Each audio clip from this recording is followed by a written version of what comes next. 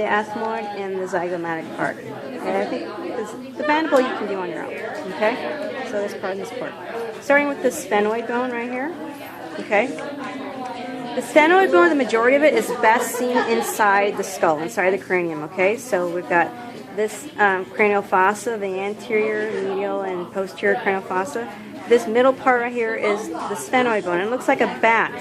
So here it is, right? Looks like a bat. There it is. There's the sphenoid bone. Okay? So some of the parts that I'm asking for are named after the bat. Okay?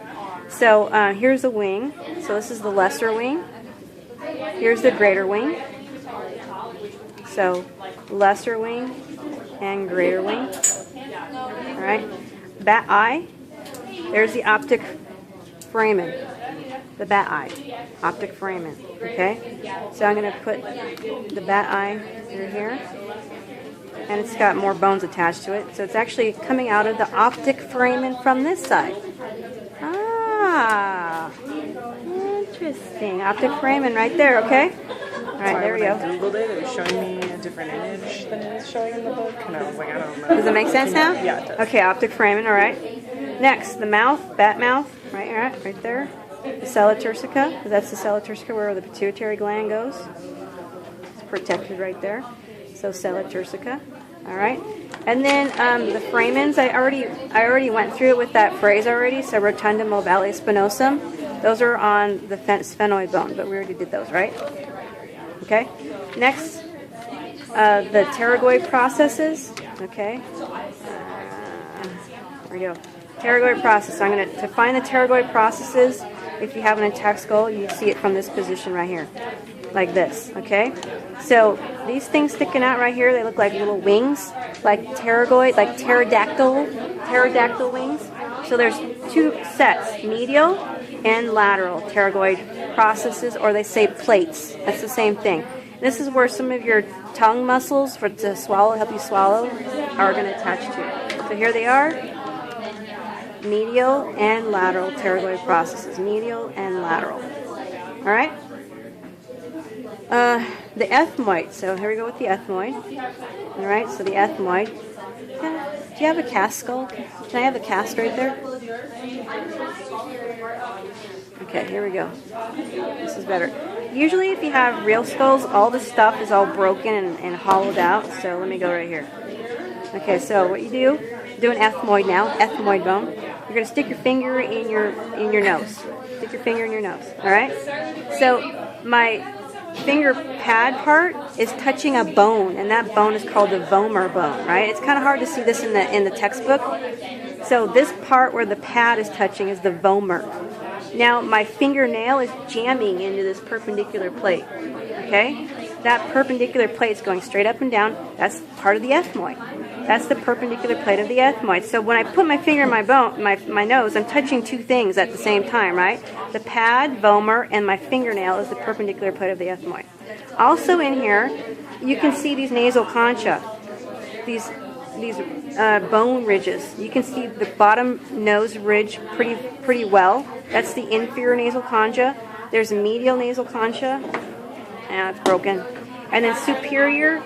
You couldn't see superior. You have to cut this guy in half and see him on the side, which you can actually see. There's a picture of it in your lab book on that position to see the superior. All right, so now I'm going to look inside to see my ethmoid. So here's that perpendicular plate. Let me show you right here. Here's the perpendicular plate right there. Okay, now I'm going to turn it this side, and here's the rest of it right here. This little part right here is the rest of the ethmoid bone in the anterior cranial fossa. This part right here. So I'm going to put my finger right here. There's a very sharp ridge. That sharp ridge is called a cristogalli. The sharp ridge is a cristogalli. Right on the sides of the cristogalli, looks like a drain with these little tiny holes. The drain is called the cribiform plate. The cribiform plate. And the holes in the drain are called the olfactory foramen. So your brain is right here, and you've got nerves going through the olfactory foramen. And where are they hanging out? In the top of your nose, right? So those are chemoreceptors to help you smell. And they're coming straight from your brain right into your nose. Chemoreceptors. Okay?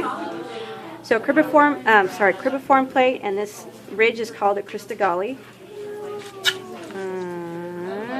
Okay, done with that. We're done with the ethmoid.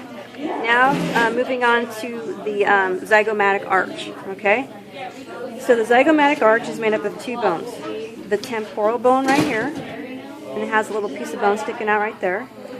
Temporal bone right here. And then the zygomatic bone right there. There's a zygomatic bone.